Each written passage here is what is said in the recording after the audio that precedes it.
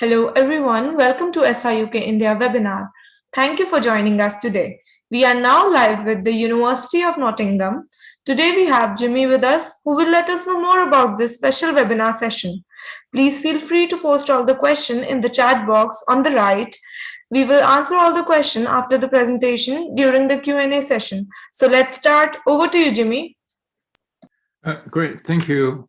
Thank you everyone for coming to the webinar today.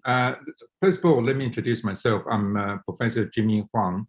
I'm a specialist in digital innovation, and in particular about fintech startups, how they use digital technology in order to actually disrupt the banking industry or financial services in general. So this is quite a sort of fast-growing area. So I'm also the person looking after our global engagement. So we have different sort of partnership with about sort of 40 universities across the globe.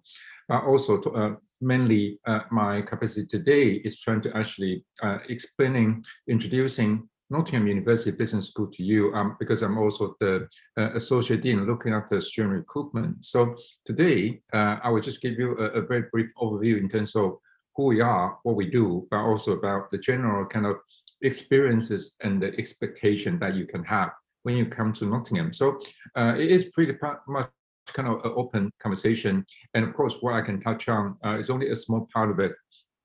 But nevertheless, if you got any questions that you'd like to raise later on, in particular, I understand that you probably have a lot of concern towards the courses, but also about employability, about getting a job potentially in the UK after you graduate, plus scholarship applications, then I can also give you more information later on. But I think to start with, I was just going to give you a very brief overview in terms of where we are, what we do, and so on.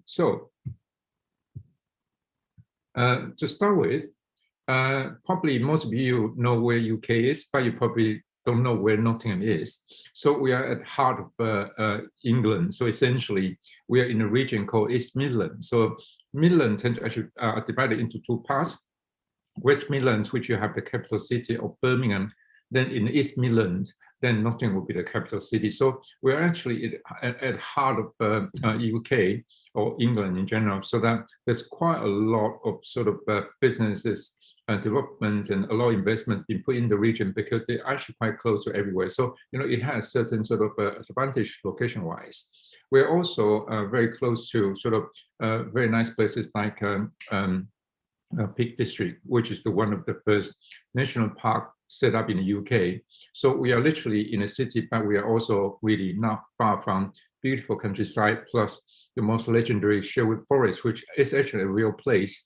And we are also a city that is always associated with the story or the tales of Robin Hood. So there's quite a lot of sort of people coming here, really kind of understanding Nottingham purely because that tale. But for most of people, if you are a cricket fan, we also have one of the sort of top 3 or 4 cricket grounds that are very important to cricket fans. That is actually Trent Bridge. So it's also something that even we are a very small city, but we do have, quite a lot of histories, a lot of traditions that are actually make the city very attractive.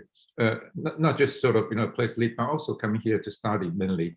So we are closer to London. So it's about 2 hours, not about less than 2.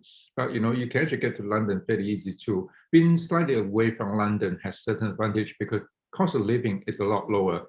And you can also get a lot more with sort of in terms of convenience, in terms of general things that you can actually buy or use based on the same amount of budget you have. And so we are also sort of only about an hour or less than an hour from Birmingham. So location-wise, we're actually pretty good. So that's something that cannot be underestimated. So at least in terms of where we are. But as a university, we are one of the founding members of Russell Group, and Russell Group has been what we call a bit like Ivy League in the USA. So these are the most prestigious group of universities in the UK. So we are one of the founding members. So within the Russell Group, then you always had not just in terms of general tradition, we represent sort of British university in the best possible way, but we are also one of the universities that really offer very high quality research, teaching, as well as our sort of student training. So, well, in UK top 20 in terms of different kind of rankings, either based on QS or Times Higher or Shanghai ranking and so on. So this is actually a university that has a very strong reputation. We're also first university to establish enterprise zones, a bit like Science Park. So we actually work very closely with industries, which is important because especially for study business or management subject, you're not just studying the theory, you have to actually understand how the classroom frameworks, theories, and a lot of findings and a lot of analysis, how that related to industry or how that related to practice. So a lot of things we do is about connecting the two together, so which make us quite distinctive.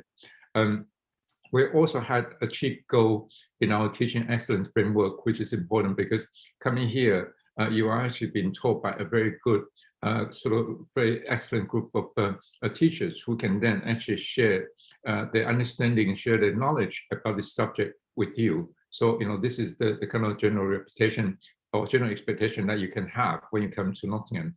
As a school, we are actually accredited by AMBA and also ACRES. So this is actually one of the two most popular, but we are also getting the ASSB accreditation this year. So that will be triple accredited. That will be kind of in the top 1% in the world in terms of business school being triple accredited. So there are also course level ranking that we have achieved. For instance, our accounting and finance, they will be in sort of top 20 in QS, but also business management. We also have been sort of very well known for our research, like in the last rounds of REP. This is called Research Excellence Framework. This is an exercise that will be done across the entire UK. Look at each university in terms of research output, then evaluate the outcome, evaluate their performance. So we are actually ranked number 6 in the UK for research power, that means the quality of research. I think it's probably, talking about reputation, talking about what we do, but I think it's also important for you to understand why come to us. And I think, we have that certain international reputations, the ranking itself, but also about employer recognitions. I think in the QS ranking, we currently rank 103, but for the employability, that's how employers actually rate University of Nottingham.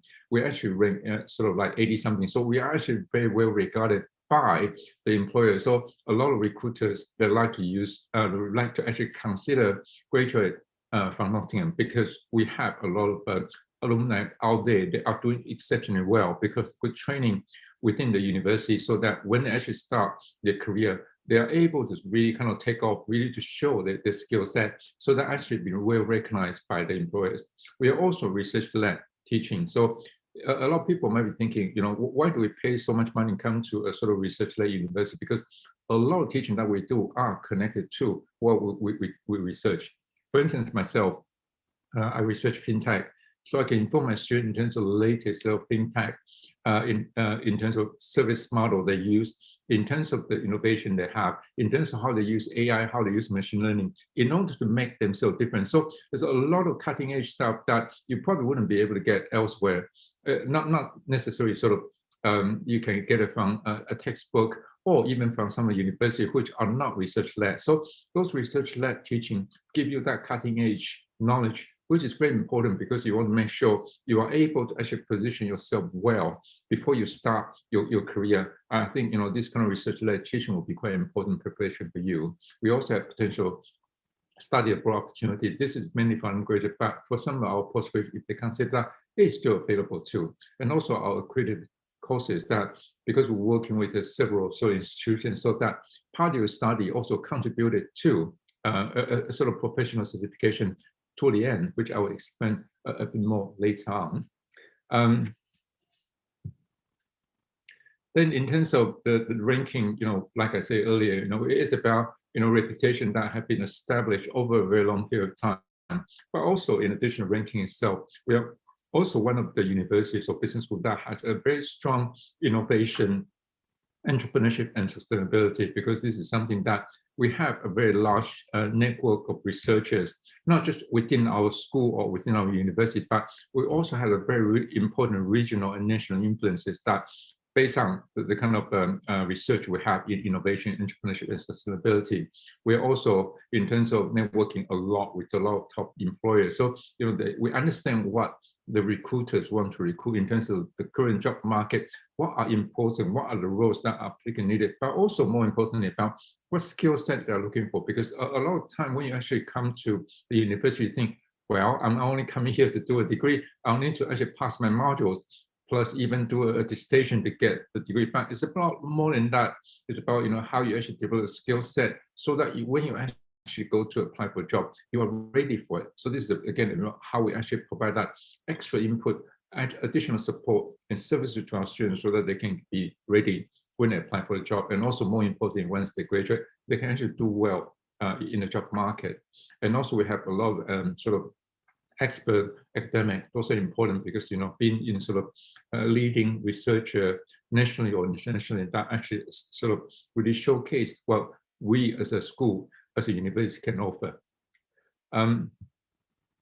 So our education, our university or our school is pretty much established on the basis that this kind of philosophy is we provide very high quality academic content, training, education to our students, but we also want to develop students based on professionalism, based on professional skills that allows students to know that in the current job market, you will need to know quite a lot extra than what the academic content can provide, but also about those personal development, because we treat you as an individual. It's not just about mass produce, okay, everyone learning exactly the same thing, but it's give you that kind of personal feel to it, that each person is different. They require different kind of training, require different kind of development path or different kind of material, allow you to kind of really say, okay, I'm an individual.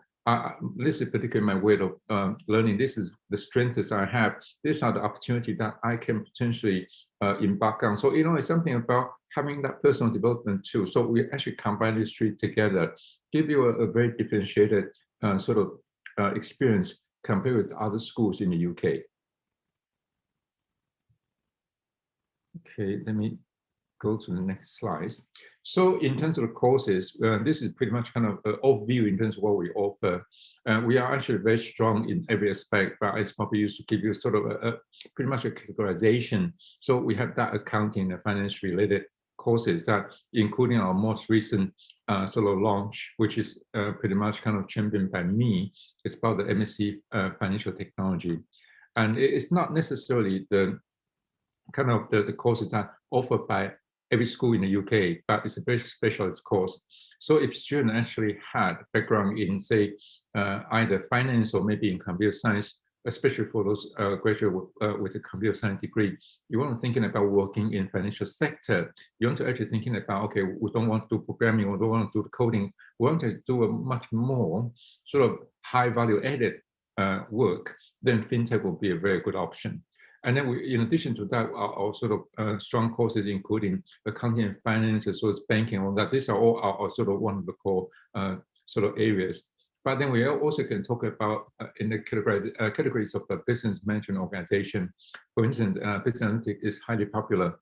So for students who actually got statistics, got maybe engineering background or even economic background, business background, you want to actually be a business analyst, then this will be a very important job, especially understanding big data, understanding how sort of companies can use data better. This is kind of one of the highest job in demand, but also other aspects, for instance, like risk management. For instance, during the past 2 years, the impact of COVID on organizations.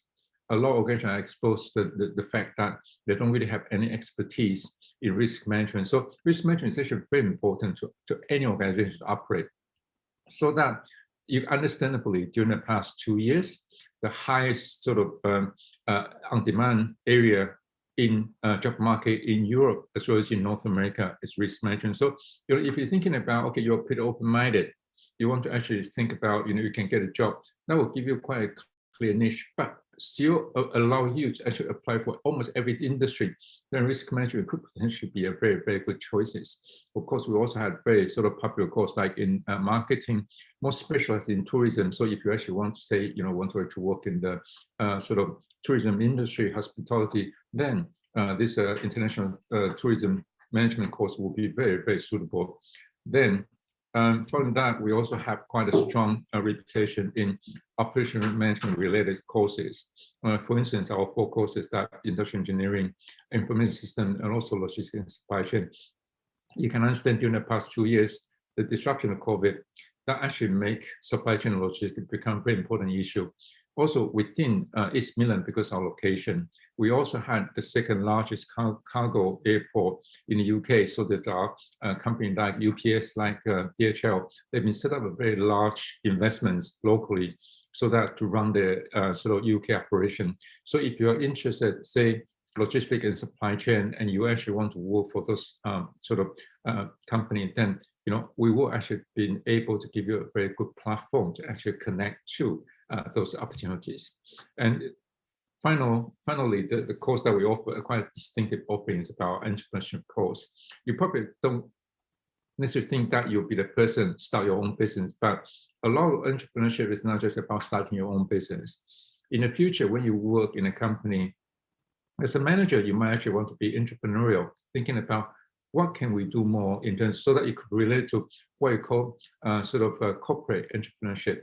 How can I develop our own business within of the business itself? And talking about innovation and management. So this is also quite important too, because no organization can stand still. They have to progress, they have to move on. So a lot of this kind of task is mainly for you to, or those courses give you that skill set to understand how you can actually work with other part of the organization, so you can then improve, you can then actually grow.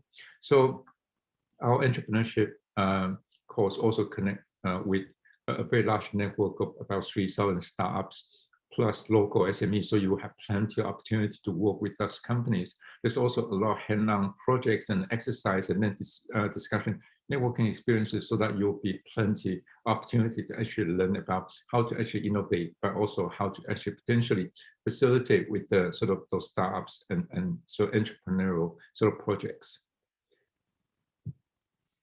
Okay, in particular about fintech, I think it's probably important to highlight that, why this is so important.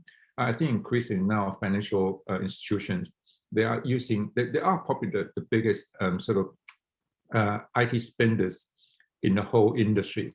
So, typically a bank or financial institution will spend about 10% or more of the total cost towards IT. But nevertheless, to really connect technology and business together, it's quite a challenging task, because a lot of bankers, they don't really know technology. A lot of technologies, they don't really know finance. So that in order to actually bridge the two together better, fintech is much designed to such a course that allows such two expertise to actually have a better way to join up. So our training is pretty much kind of say, okay, if you've got a background in finance, we'll teach you quite a bit about technology. And if you have strong background in technology, we can then teach you something about finance. So this is kind of trying to bridge these two together. And because the kind of need for such a kind of hybrid expertise is so strong, so it's pretty much kind of guaranteed once you actually get your degree, you will actually have a good opportunity to actually get a job, including sort of working not just for financial sector, but potentially in consulting, as well as other different sort of domains that will require such hybrid expertise. It's brand new. The first time we're very excited. It's recruiting extremely well because it's very popular. Most are sharing with very clear sort of career employability in mind. They actually find this course quite attractive, which the market speaks for itself. So I wouldn't necessarily need to say any more about it. But in terms of our accredited courses, we actually had a partnership with like for instance CFI, with CIPD, with CIM, and chartered bankers, so that once you're doing a degree that has such a sort of accreditation with those professional bodies. Once you complete your degree, you also get a certification, or part of it is actually contribute towards the certification. You can then sort of, without the need to take sort of extra courses, or part of the modules that you learn can become actually considered as part of the accreditation. So it can save you quite a lot of effort to become a professional body member in the future. So this will be quite a lot of sort of added value to you once you come, especially attending those accredited courses. Okay, we have also been in the sort of a regional sort of powerhouse. We are actually not just regional, but also we connect a lot with business. So through that connection, we actually run a lot of, for instance, guest lectures. Like myself, last week during my lecture, I actually invited one of the speakers from Google to talk about, in terms of how they architect the business, how they're actually using digital technology to innovate. I mean, it's amazing in terms of how much we know about Google, but also how little we know about Google. So having someone come from Google to explain what they do, but also students are very fascinated about, how Google work. As an employee, you work for Google, how does that feel? So there's quite a lot of good insight that guest speakers can bring to us. And then we had that on a very regular basis, so she can actually get exposed to different type of business practice, understand how some of the company become so great as they are. So, those guest lectures, those are particularly useful, but we also have what we call the business leader series. So this is, again, very kind of a systematic, kind of very structured approach, allow our school to showcase different industry, different positions, and different alumni in terms of what they actually do, but also, more importantly, gives students a very clear explanation in terms of what kind of job you might be interested in the future, because it's very hard to know if you're only kind of exposed to certain type of roles from your friends or from what you actually read, you'll be quite limited. So the kind of business leader series, we kind of open up your horizons, allow you to understand that there are a lot of possibilities. Some job might be out there that will actually give you a good career, give a very good future, but you perhaps haven't really thought of yet. Or understand them. So, this will be a good opportunity, a good platform for you to actually get to know more about it. But also alumni network. I mean, we are also one of the largest universities in the UK, so we do have a very large number of alumni who are out there who are doing exceptionally well. So coming to study in Nottingham is also about become part of that network too. In the future, when you actually graduate out there, you can actually help each other. So we organize quite a lot of events for our alumni. So, it's about getting that networking, getting that connection, so you can then get a very, very good start, give that extra insight, it might be needed. And we also have several leading research centers in area like entrepreneurship, like corporate social responsibility, as well as some behavioral science, and also like our lab, which actually are leading in business analytic research. So there's quite a lot of things we do that work, research, together with teaching with the industry, so we combine them strongly, we integrate them well together. Okay, now let me talk about the career aspect. And I think many of you understand that, coming to study in the UK, it's going to be quite a lot of money involved. So you probably have to actually get some loans from the bank. And then I understand this will be quite a big financial investment for yourself. But hopefully, with now the changing in terms of the post-study work visa, then you'll be able to work in the UK for at least 2 years, which is quite an important thing, because then not just about, finding a job, stay in the UK, but it's also getting that experience, also probably get, a much quicker return on your own investments. So, we, in order to support students with that option, you utilize that 2-year study, post-study work visa, we actually provide a lot of support to our students. We have a team of 6 people that are provided for postgraduate career advice, and also coaching, employability analysis, and all that. So this group of people, they're all qualified specialists in HR, in recruitment.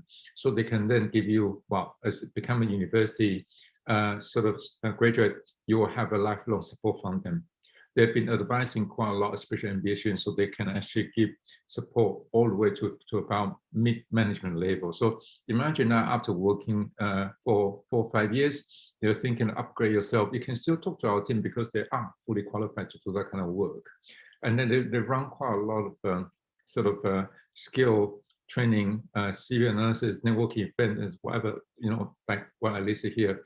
But one thing very important is they also understand that, in terms of the job market, for instance, in the UK, particular industry, they recruit very early on. So they will then give you a very clear timeline in terms of when you have to get prepared and what you need to do. So that itself is important, because quite often, once you actually realize, I might want to actually apply for a job, you might actually completely miss out the timeline. Because, for instance, in banks, for instance, in some consulting firms, they probably will start the recruitment in September, or October. So almost our students, once they arrive Nottingham, they have to apply straight away. So how can you get yourself ready if within, say, a month or two, start trying to apply while you're trying to settle in? It's important, but if you miss up that window, you probably have to wait until next year. So I think, but saying that though, even though, it's particularly hard to actually come in and then also trying to kind of settle in at the same time, understanding education in the UK, many of our students already get offer now, which is great because it's kind of very encouraging. They are getting really sort of in company like KPMG, like Deloitte and all that, and also a couple of them going to be working in the bank once they graduate. So once you already secure an offer or two, it actually makes your study a lot more relaxing because you got a very good job there waiting for you once you finish. So you got a much stronger motivation to do a good job with your degree. So I think it's important that, with this kind of professional support, they can help you, guide you throughout your study journey. Say that, okay, you will spend probably 65% of your time in your sort of degree in terms of developing your skill set, but you also have to probably prepare, another sort of 10-50% of your time in order to actually get yourself ready for the job market. So this employability is pretty important. And now with, that many students getting jobs, and also many students I work with, I supervise them or I actually have regular contact with, they all get multiple offers. This is a very good sign because it's not just about getting one job. You're actually getting multiple offers. It allows you to actually make a choice so that you can then compare, say, okay, between these three companies, which company I should go for, depends on your own interest, depends on what are the sort of future possibilities and potentials that you can potentially leverage. So this is important, to actually give yourself plenty of time, getting plenty of support, doing plenty of good homework. Also practice a few more times. Say you don't often get, to apply for a job straight away you get it. Well, it might be, if you're that good, but quite often a lot of students actually find, a couple round of interviews or a couple round of trying help you to actually grow, understanding what will be required to prepare for the CV or even prepare for an interview. That itself is also quite a valuable experience, so that our team will be able to give you quite a lot of support. So you can then sort of make as many appointments you want with them. So just something that as a support we as a school we provide. And so in terms of the postgraduate career and employability, I think we have sort of recent a lot of students graduated working in consulting environments. So they'll be either as a management consultant, technology consultant, or even as auditor. And then we also have students graduated working in investment banking, for instance, because we have quite a strong finance courses that also, in sort of public relations, marketing, for instance, operation, we're students working for DHL, for UPS, as well as, for corporate social responsibility. This is quite a specialized niche area, but nevertheless, increasingly, there are more and more sort of companies require specialists in that. So, and there's a list of companies that our students currently work for. So, it's quite a big combination list. Of course, this is not just all, we just select a small samples of those that we have regular contact with. So it is quite a good representation of what our students are capable of doing, competing with other even higher ranked universities. Say, in the job market, our students are actually very attractive. Their employability is very high because they are pretty well trained, so that they are very ready. And once they go to the job market, more importantly, when students start working, they actually are able to impress their line managers, they impress their company, so that our reputation can be built and sustained over a very long period of time. Now, talking about the campus itself, it's a very beautiful university. We have 3 campuses, well, more than 3, but we're talking about 3 main ones that students will be using. So 2 of which are actually kind of connect to each other. Jubilee campus is a satellite sort of campus right next to University Park.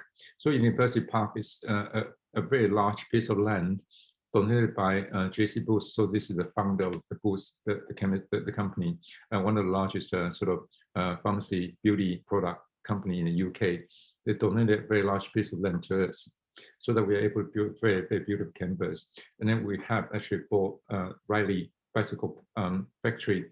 We then built this Jubilee campus. So this is also quite a beautiful collection of architect statement pieces that you find a lot in sort of architecture magazines, or a lot on sort of, they're simply very iconic. So in such a beautiful environment, you actually learn better because you feel that you are in a very creative environment. So those architects are not just being beautiful, creative, but they're also very sustainable, because this is what university would believe, that we have to be so friendly to the environment. We have to be able to kind of work and live very sort of in a very sensible way. So this is about our sort of commitment towards the climate change, towards the environment. So it's a very kind of beautiful place, but also something that we can actually claim ourselves to be very friendly to the earth. University is also very close to the city center, but yet still a bit away from it. So you have that convenience, but not necessarily, you kind of disadvantage from the space you have. We have plenty of acreage of greenery, so you can then walk around campus with a lot of lake, a lot of water, and even nearby we have Woollerton Park, which is sort of a few hundred acres that connect to another part of the university. So you can actually go somewhere. I always take my students, to have a picnic, and even myself, sometimes during lunchtime, if I got about half an hour, I go for a run, quick run, 5K, then, it's just so beautiful being here that you have that green and fresh air, something that you get out of the building just to enjoy that free space. And so as a student, of course, coming here, it's not just about to study. It's got to be more than that. A lot of times it's about, the surrounding itself. What can I actually do, in addition to the classroom? So there's quite a lot of student-run sort of unions, well, student-run societies, which allow you to actually meet a lot of people who are not in your class, especially coming from different degrees, coming from different schools. It gives you that kind of exposure, get to meet people once you share the similar interests. For instance, if you like play tennis, we have also one of the largest tennis society in the UK for universities. We have over sort of 700 plus people. We are also the top 3 teams in the UK. But if you like other different sports, for instance, football, cricket, we also have plenty of those society. You can get to meet people. You can then actually build out a very strong relationship with them because you actually have that common interest. And so there's quite a lot of very rich, very diverse student life that are available to you. Of course, I always tell my students, come to study a master's degree, you perhaps have less time because you've got to prioritize your study. You've got to also prioritize your sort of job hunting, because the job hunting it will take time. So if you've got those pretty much under control and you still have time, then do enjoy yourself, because coming here to study for a year, it's not particularly easy. It's kind of good. It will actually give you that memory in your lifetime. So I would strongly encourage you, once you come, try to actually get to try a couple of societies, try to organize, so attend a couple of different events so that you have that chance to meet people. As a university, we also emphasize a lot on sports. You can only study well if you have a good body, you have a very fit body to actually cope with. But also in the future, once you start working in the industry, you also got to have that kind of good physical capability. So, we're actually very clear about well-being, physical fitness, and all that. So we also have a very good reputation in terms of sports. So we've been for 2 years in the running, we're the sports university year, based on different categories of sports, how we compete internationally. So, we have also a very large investment in our sports infrastructure, which is cutting edge. So if you're actually elite sports, you want to apply for sports scholarship, we also have that available. So, you can compete on our behalf. So for instance, this year, we have a few, very strong recruits. Those are kind of Olympic level, but also one girl I know pretty well. She was a former junior #1 in tennis. She also won the sort of junior single title in Wimbledon. So we're talking about you will be able to join together with the people at that kind of level in sports. So it's quite a prestigious place that you've got such a high performing athlete as part of the student population. As a city, Nottingham is not particularly big, but it's got everything in it. And I actually lived in Nottingham for 20 plus years. Even though I've been working in a different institution for 14 years, I've been always commuting. I love Nottingham. I cannot possibly say, I'm the biggest fan of Nottingham City myself. So, it got a lot of historical buildings. They're very well, nicely kept, but there's also quite a lot of parks and garden and greenery areas. You can go somewhere just to picnic, just to chill, just to walk, So all these are free, very easy to get by. You can actually take the tram, you can take the bus. or you can even walk there from campus. So it's actually quite convenient. There's a lot of shops, bars, as well as sports venues. In addition to the very famous cricket ground, we also have 2 professional football clubs. We also had National Water Sports Center. We also had a National Tennis Center. We also had, a lot of different sports facilities that are all within, say, a couple of miles of the city. So if you're actually wanting to actually attend a very different event, there are plenty of opportunity for you to do. So you can have a very rich student life, student experience if you know how to actually enjoy it. So, but at least Nottingham give you that, range of choices you can have.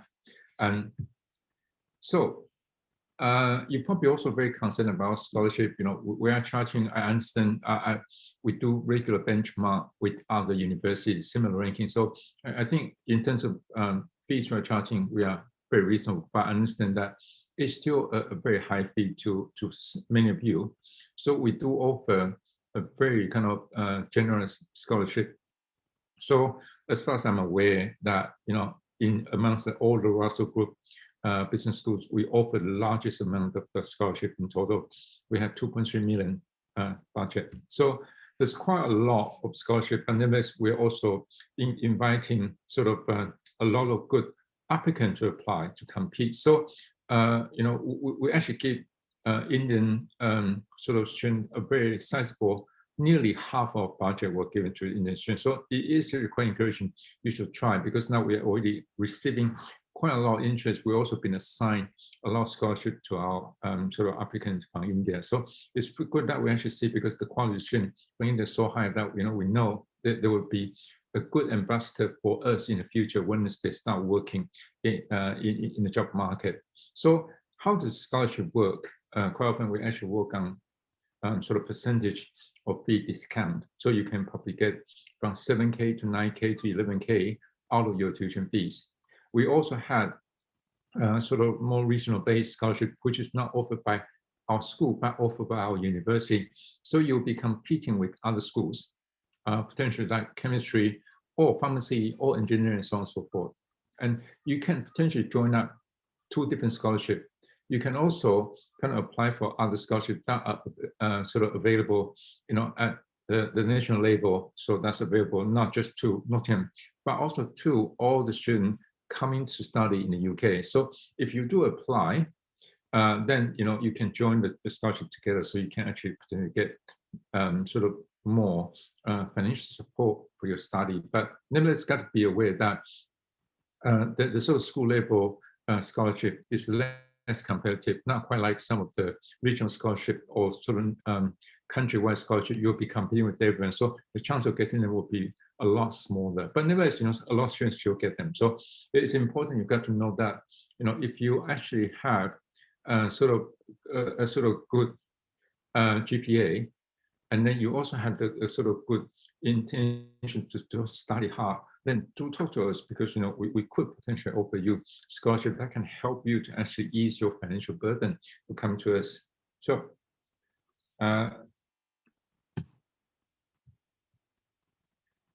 that's pretty much kind of what I'd like to say today.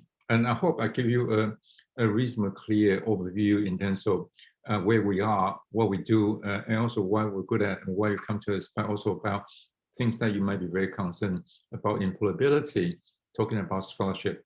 Of course, I cannot possibly cover everything today, but I'd really like to open up the floor that everyone asks questions you might have, then I can then answer your question. Thank you.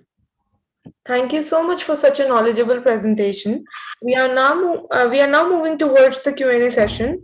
The first question the student is asking: who are the top 3 employers after completing MSc Finance and Investment?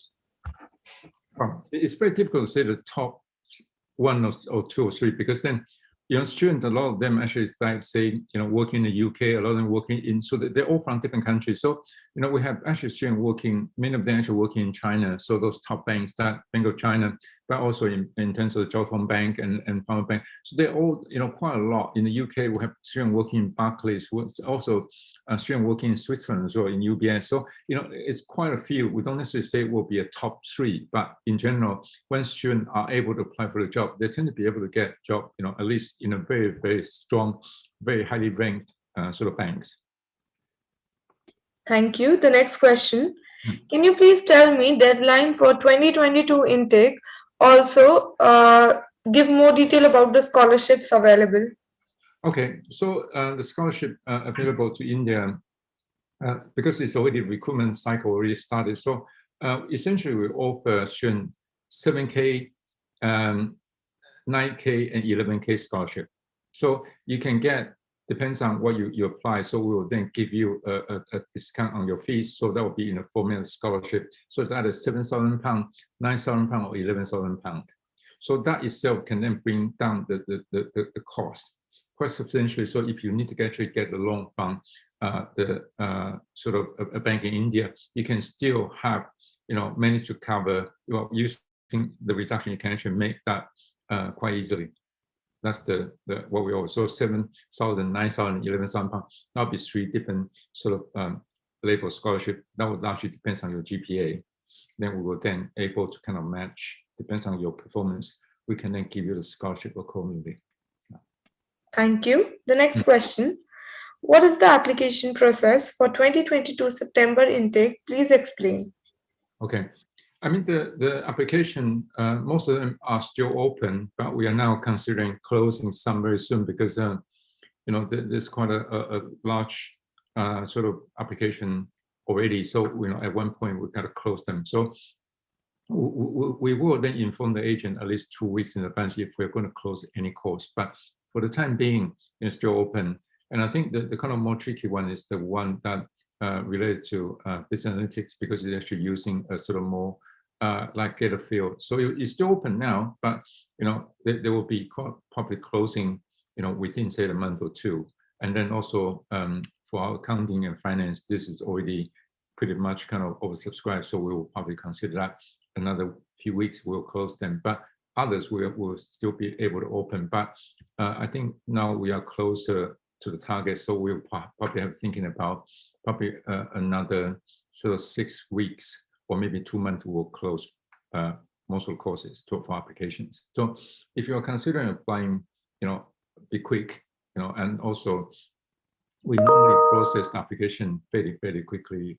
Well, we normally say a month, but in the past, as far as I'm aware, 2 months, we are able to get back to student normally within, say, 10 days. And then normally, if you got an offer, exam offer from us, and if you're qualified for scholarship, within, say, 3 or 4 days, we will then also send you a scholarship offer. You don't need to apply. If we know your GPA is actually matching our requirements, then we will then issue the scholarship within, say, well, normally 2-3 working days to you.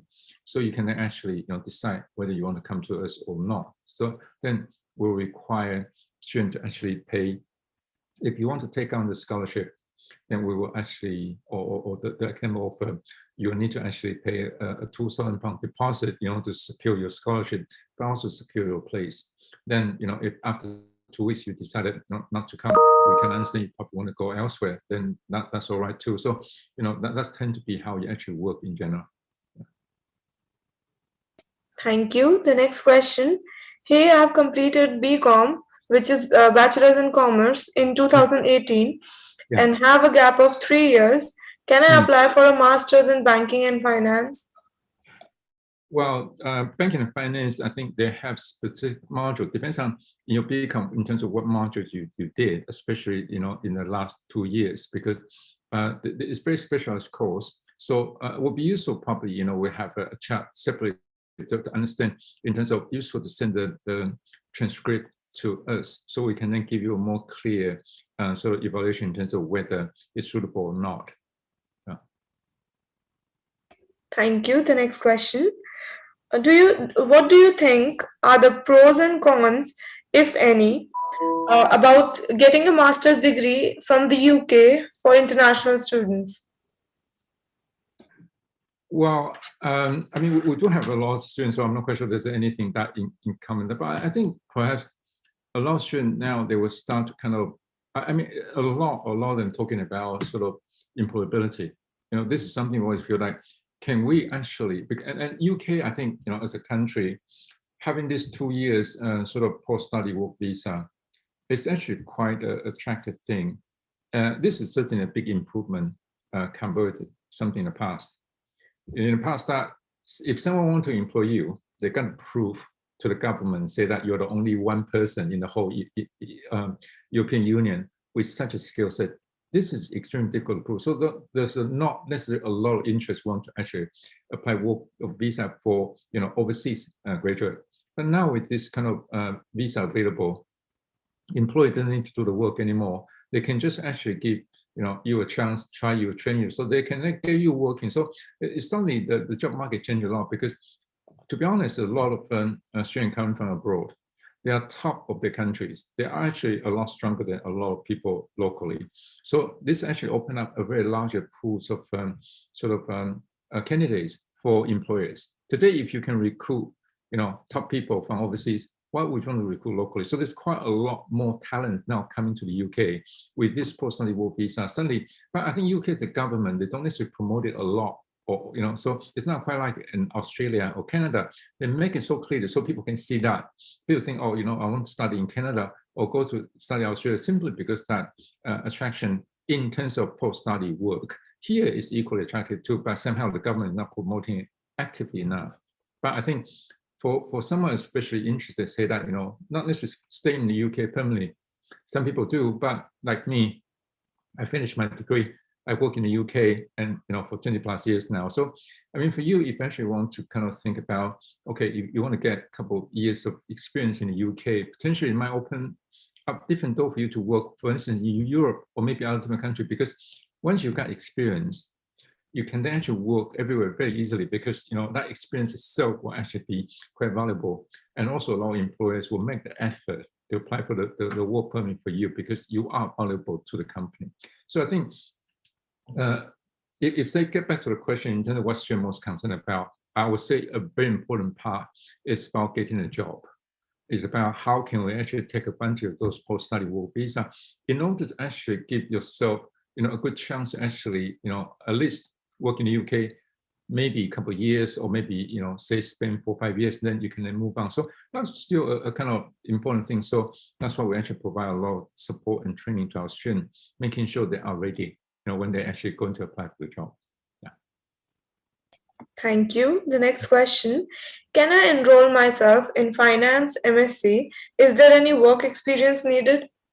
No, normally our MSCs would not require any work experience in general, because they are for students who just finished their degree, their first degree, and they come straight to study. So normally we will not require any work experience. Of course, increasing now, in very different classes that I actually visited, there are students with 1 or 2 or maybe even 3 years of work experience, because they actually start working, then they kind of feel they need to actually develop themselves further. So they decided to study a subject area that really connect to their current job, which is also increasing more now, because like in my classroom, I had a class of about 54 students. There were probably 10 people with at least 1 year of work experience. This is a good mix. So, but still, we say that majority of people wouldn't have work experience, which wouldn't stop you applying or being considered by us to study. Thank you. The next question: how is the Masters in Business program in the university? We have sort of the 2 kind of masters in business management. So essentially, they are for people, we have one called MSc Management, another one called MSc Business and Management. So MSc Management is for people who don't have any business or management background. It's like a conversion course.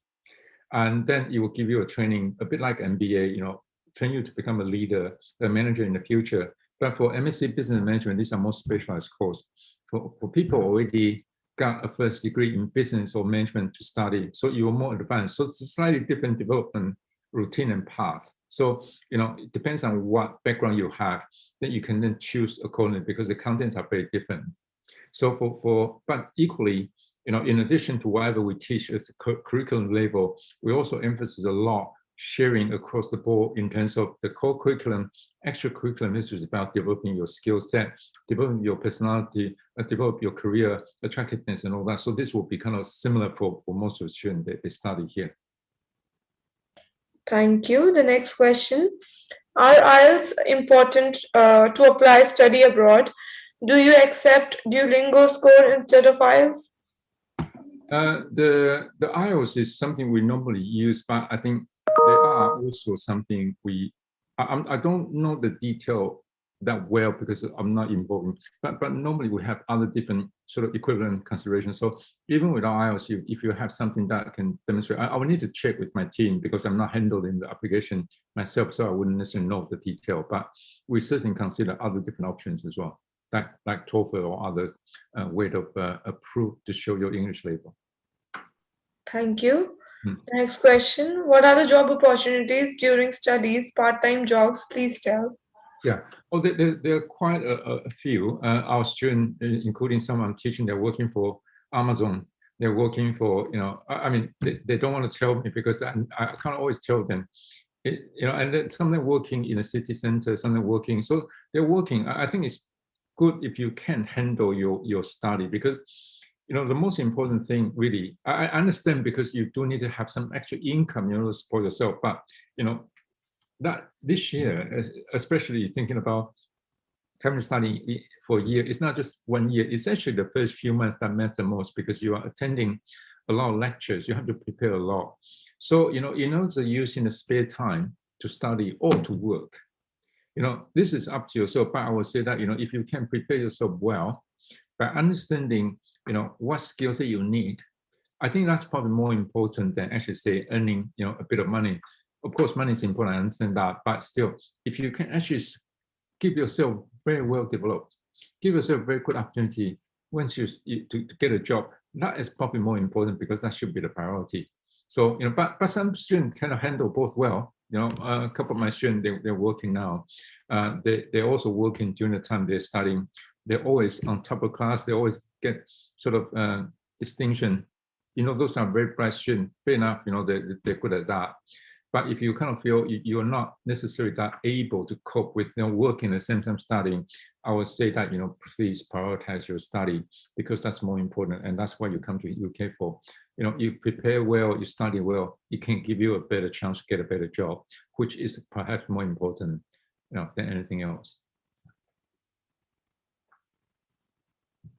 Thank you. The next question. Do you have January intake? Can I defer September application to January? Oh, no, we only have one intake now because last year we have two intake. That's only for once because having two intake is highly problematic simply because, you have students who are kind of some are running early, some are running. So anyway, we now only have one intake, which will start in sort of end of September, beginning of October. Thank you. The next question. When is the deadline for accommodation? Is accommodation secured for international students? Well, there are quite a large range of different accommodations available, so it's very hard to tell.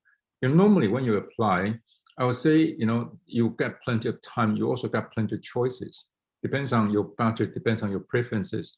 Because as a kind of university town, we have sort of, I will have to say, between Nottingham and Nottingham Trent, two universities, we have probably about 60,000 students in the city.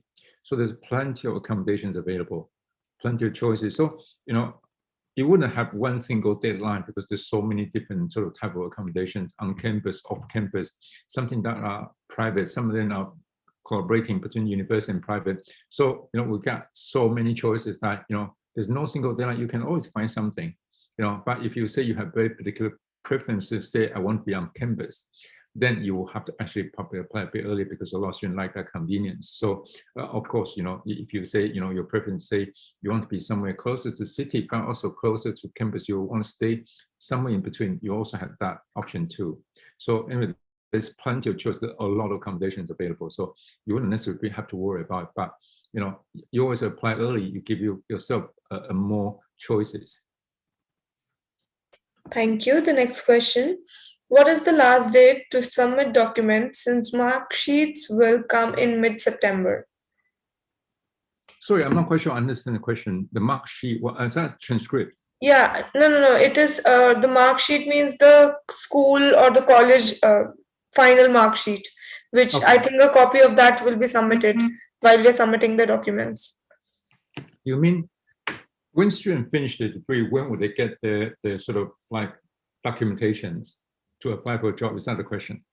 Yeah, maybe they can submit provisional certificates.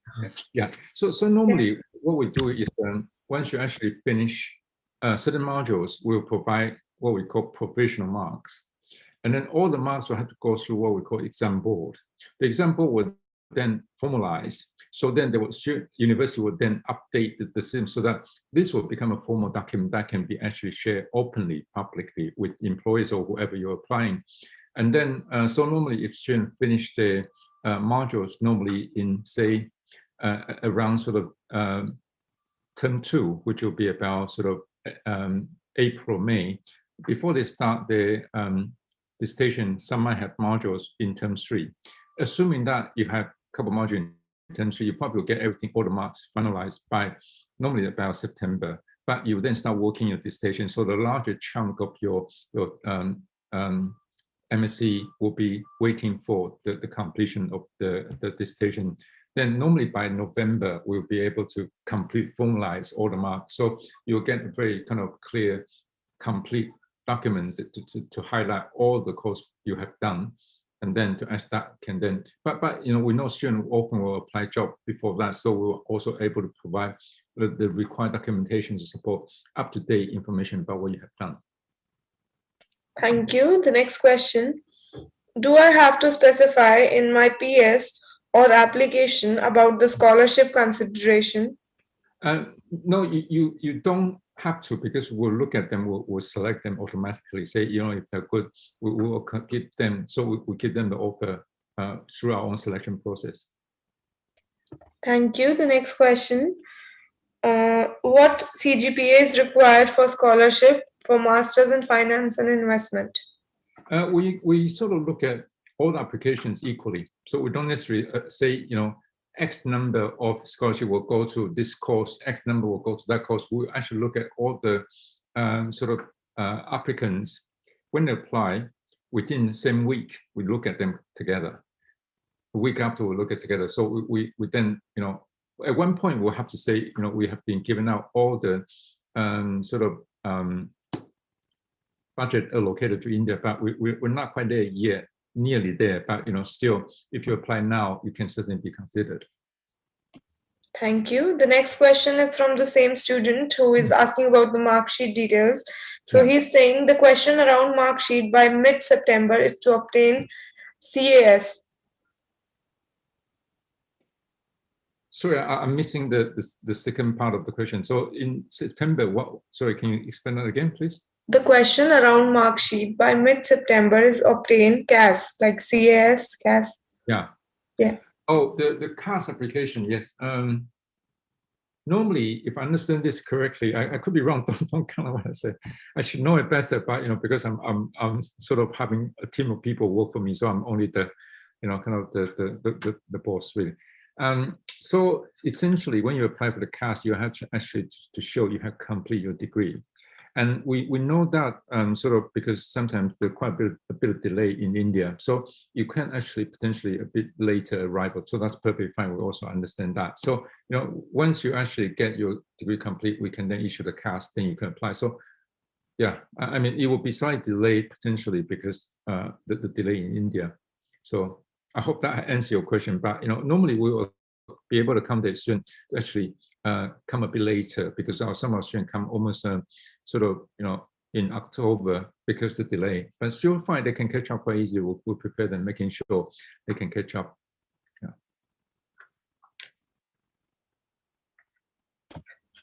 I have covered all the questions from the chat box. Many thanks, Jimmy, for answering all the questions so well and sharing your knowledge with us. And we are now moving towards the end of this seminar. I would request if you have anything else you would like to put forward for the audience who are watching us live right now. I'm